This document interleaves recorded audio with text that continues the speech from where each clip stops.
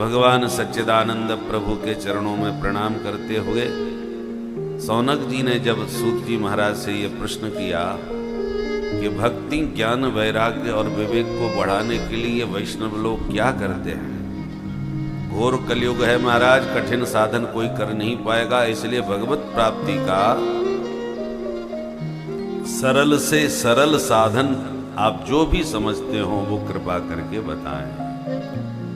कृष्ण प्राप्ति करम सस्वत साधनम तद्वदाधुना। सूत जी बड़े प्रसन्न हुए। महात्माओं, तुम्हारे मन में जो अपार श्रद्धा है उसको देखते हुए मैं तुम्हें समस्त शास्त्रों का ही सार सुनाऊंगा। सावधानतया शृणु, सावधान होकर के सुनिएगा। ये सारा संसार काल कवलित है। काल रूपी व्याल सबको अपना ग्रास बनाए बैठा है। इस काल व्याल से बचने के लिए, इसके भय को मिटा देने के लिए श्रीमद् भागवतम शास्त्रम कलौ कीरेण भाषितम। श्रीमद् भागवत शास्त्र को कीरेण, सुकेन भाषितम। व्यासनंदन भगवान सुखदेव जी ने प्रकाशित किया है, उद्भाषित किया है। इसकी इतनी महिमा है, इतने से समझ लीजिए कि सुखदेव जी के सन्मुख देवता अमृत का कलश लेके आ गए और ऑफर दिया, एक्सचेंज ऑफर, कि प्रपाश्यामो वयम सर्वे श्रीमद् भागवतामृतम। आप हमें भागवतामृत पिलाइए और इन परीक्षित को हम अपना स्वर्ग का सुधामृत पिलाई देते हैं, ये अमर हो जाएंगे, पर बदले में हमें ये कथामृत चाहिए। सुखदेव जी ने डांटते हुए देवताओं से कहा, कांच का टुकड़ा देके करोड़ों की मणि मांगते हो ठगिया कहीं के, तुम्हें भागवत सुनने का अधिकार ही नहीं। क्व सुधा क्व कथा लोके क्व कांच क्व मणिर्महान् ब्रह्मरातो विचार्यैवं तदा देवान् जहासः। ब्रह्मरात श्री सुखदेव जी ने देवताओं का उपहास करके भगा दिया। न ददौ स कथामृतम्, देवताओं को नहीं दिया। ऐसा यह दिव्य देव दुर्लभ कथामृत हमको भारत भूमि में सुलभ हो रहा है। वस्तु की दिव्यता का ज्ञान हो तो उसके प्रति महत्व बुद्धि होती है। इसलिए सूत जी कहते हैं कि जो कथा तुम्हें सुनाई जा रही है, ये क्या चीज है, इसकी कीमत को समझो। जिस अमृत को लेकर के देवासुर महासंग्राम छिड़ा था सृष्टि का सबसे प्रथम, और वो स्वर्ग का अमृत भी ठुकरा दिया सुखदेव जी ने इस कथामृत के सामने। ऐसा यह देव दुर्लभ हरि कथामृत है महाराज। इसको 7 दिन में ही सुनने की परिपाटी कब से प्रारंभ हुई? बोले सबसे पहले सनकादिकों ने नारद जी को सुना के प्रारंभ की। बोले नारद जी तो 2 घड़ी से ज्यादा कहीं ठेकते नहीं, वो 7 दिन कहां बैठ के सुन लिए? थोड़ा विस्तार से समझाइए। तो बताया, एकदा हि विशालायां चत्वार ऋषयो मलाः। एक बार 4 ऋषि सनक, सनंदन, सनातन, सनत कुमार बद्री विशाल में विचरण कर रहे थे। किमर्थम, क्यों घूम रहे थे भाई? सत्संगार्थम। कोई संत मिले तो बैठ के कुछ भगवत चर्चा करे।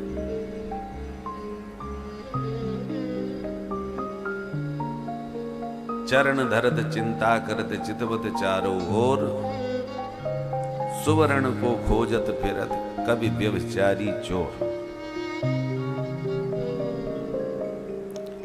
तो जैसे कवि सुंदर वर्ण खोजते रहते हैं साहित्य में, कौन सा शब्द, कैसा शब्द, व्यभिचारी सुंदर वर्ण गौरवर्ण को खोजते हैं, चोर सुवर्ण, सुवर्ण तीनों खोजते हैं, कवि, व्यभिचारी और चोर। कवि सुवर्ण को खोजते हैं, अक्षर को, शब्द को, और व्यभिचारी सुंदर वर्ण को, और चोर सुवर्ण को। तो जैसे जो जिसका रसिक होता है उस वस्तु को खोजता रहता, उसी को ढूंढता रहता है, ऐसे ही सनकादिक महाराज कथा मात्रैक जीवन, चारों भैयाओं का जीवन ही भगवान की कथा है। खोजते रहते हैं कि कोई प्रेमी रसिक भक्त मिले तो भगवत चर्चा करें। कि अचानक चारों को दद्रसुस्तत्र नारदम, नारद जी दिखाई पड़ गए। अरे नारद जी तो बड़े अच्छे सत्संगी महात्मा हैं, पर पास में आके देखा तो बड़े परेशान दिखाई पड़े। नारद जी से परेशानी का कारण पूछा। कथम ब्रह्मन दीन मुख, आज तो आप ऐसे लग रहे हैं जैसे गत वित्तो यथा जन, तुम्हारा कौन सा खजाना लुट गया बाबा, जो लुटे पिटे व्यापारी की तरह मुंह लटकाए भाग रहे हो। नोचितम बद कारण, आप जैसे मुक्त संग महात्मा को ऐसे मुंह लटका के घूमना अच्छा नहीं लगता। महात्माओं को प्रसन्न चित्त होना चाहिए। तवेदम मुक्त संगस्य नोचितम बद कारण, जब कारण पूछा तो नारद जी ने अपनी व्यथा कथा सुनाना चालू किया। महाराज मैं तो सत्संगी हूं, और भगवत चर्चा सत्संग का आनंद तो भारत भूमि में ही प्राप्त होता है, इसलिए मैं भारत में भ्रमण किया और भारत के सारे तीर्थों में घूमा, पर चित्त को चैन कहीं नहीं मिला। कौन कौन से तीर्थों में घूमे? पुष्करम च प्रयागम च काशीम गोदावरीम तथा हरिक्षेत्रम कुरुक्षेत्रम श्रीरंगम सेतु बंधनम। माने भारत के जितने भी दिव्य तीर्थ हैं सब जगह घूमा, पूरा पश्चिम उत्तर दक्षिण, और चित्त को चैन जब कहीं नहीं मिला तो मैं बेचैन हो गया। अब किधर जाऊं भाई? मैंने सोचा अब छोड़ो झंझट, चलो वृंदावन में राधे राधे करेंगे। और वृंदावन में पहुंच के भी एक विचित्र आश्चर्य देखने को मिला। एक युवती दो बुड्ढों के बीच में सिर पकड़ के रो रही। मैंने पूछा काशी तुम? देवी जी कौन है आप? उसने परिचय दिया। अहम भक्ति ऋतिख्याता इमौ में तनयौ मतौ। महाराज मैं भक्ति के नाम से जानी जाती हूं और ये दोनों बुढ़े मेरे ही बच्चे हैं। अच्छा क्या नाम है इनका? ज्ञान वैराग्य नाम मानव। इन दोनों के नाम है ज्ञान और वैराग्य। तो तुम युवती, तुम्हारे बच्चे बुढ़े कैसे हो गए? काल योगेन जर्जरौ, समय की बलिहारी। इसीलिए तो मैं दुखी हूं बच्चों की हालत देख करके। दक्षिण में पैदा वही, कर्नाटक में बड़ी वही, महाराष्ट्र में पली, और कई जगह पाखंडियों के प्रदेशों में पीड़ित होकर के भगी, पर वृंदावन में आते ही जाता हम तरुणी, मैं एकदम नई नवेली युवती बन गई। और बच्चों की दोनों की हालत बिगड़ गई, और बच्चे स्वस्थ नहीं हुए तो इदम स्थानम परित्यज्य विदेशम गम्यते मया, मैं इसको भी छोड़ के कहीं विदेश चली जाऊंगी। नारद जी क्षण भर में भक्ति की पीड़ा समझ गए और बोले माता जी भारत की महिमा तो भक्ति से ही है, भक्ति ही भारत को छोड़ के विदेश चली जाएगी तो भारत में रह क्या जाएगा? आप तो कम से कम विदेश न जाओ, क्योंकि आजकल समस्त भारतीयों पर विदेशी चश्मा ज्यादा चढ़ गया है। जब तक किसी वस्तु या व्यक्ति में विदेशी मोहर न लग जाए तब तक हमको पसंद नहीं आता,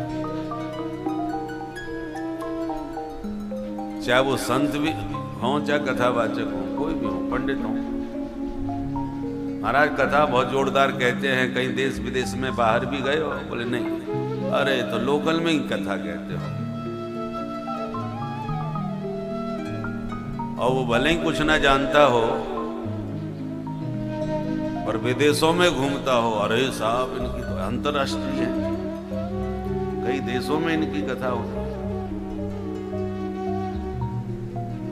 तो आजकल हमें वक्ता भी विदेशी चाहिए, महात्मा भी विदेशी। महाराज जी के तो विदेशों में भी आश्रम है।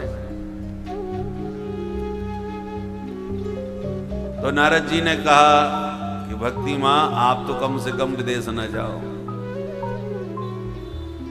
आपकी समस्या का समाधान हम करेंगे। नारद जी ने कहा मैं प्रतिज्ञा करता हूं मां, तदा ना हम हरित दासो लोके त्वाम न प्रवर्तये। लोक में तुम्हें जन जन में घर घर में न पहुंचा दूं तो मैं भी हरि का दास नहीं। सुन करके भक्ति मां बड़ी प्रसन्न हुई कि नारद जी ने मेरी पीड़ा को समझा। तो नारद जी की स्तुति करने लगे। जयति जगति मायाम यस्य कायादवस्ते, जयति जगति मायाम यस्य कायादवस्ते, जयति जगति मायाम यस्य कायादवस्ते, जयति जगति मायाम यस्य कायादवस्ते। वचन रचन में कम केवलम चाकलैया, वचन रचन में कम केवलम चाकलैया।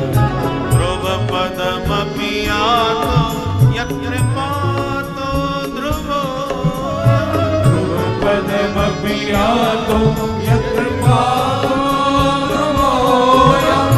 ध्रुव पदमपि यातो यत्र पातो ध्रुवो, पदमपि यातो यत्र पातो ध्रुवोऽयम्। सकल कुशल पात्रं ब्रह्मपुत्रं नतास्मि, सकल कुशल पात्रं ब्रह्मपुत्रं नतास्मि। ब्रह्मपुत्रं नतास्मि। जयति जगति मायां, जयति जगति मायां, जयति जगति मायां। हे देवर्षि आपकी जय हो, जय हो। आपका जिसने आश्रय लिया आपने सीधा उसे माया मुक्त करके माधव से मिला दिया।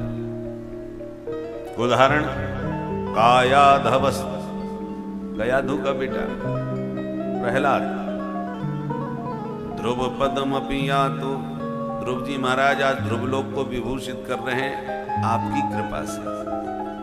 तो जैसे ध्रुव प्रहलाद पर आपने अनुग्रह करके परम भागवत बना दिया, ऐसी मेरे बच्चों पर भी कृपा कर दो महाराज। नारद जी ने कहा प्रथा खेदय से बाले, अहो चिंता तुरा कथम। देवी जी आप व्यर्थ में ही इतनी दुखी हो रही हैं, इतना खेद न करो। तो क्या करूं? बोले श्री कृष्ण चरणाम भोजम स्मर दुखम गमिष्यति। गोविंद के चरण कमलों का स्मरण करो, दुख अपने आप ही दूर हो जाएगा।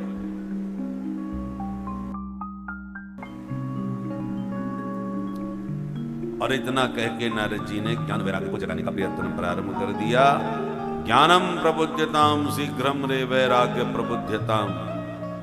बहुत चिल्लाए पर कोई फायदा नहीं, बेहोशी दूर हुई नहीं। तब नारद जी चिकित्सा करने लगे। कौन सी दवाई पिलाएं? ज्ञान वैराग्य वेद वेदांत घोषश्च गीता पाठे मुहुर्मुहु। वेद सुनाए, वेदांत उपनिषदें सुनाई और अनेकों बार भगवत गीता का पाठ सुनाया। जो समस्त वेद वेदांत का सार सर्वस्व सूत्र रूप में हमारे नंद नंदन ने दिया है। सभी उपनिषदों को गौ माता बनाया, कन्हैया तो पक्के ग्वारिया हैं ही हैं। अर्जुन को बछड़ा बना लिया और फिर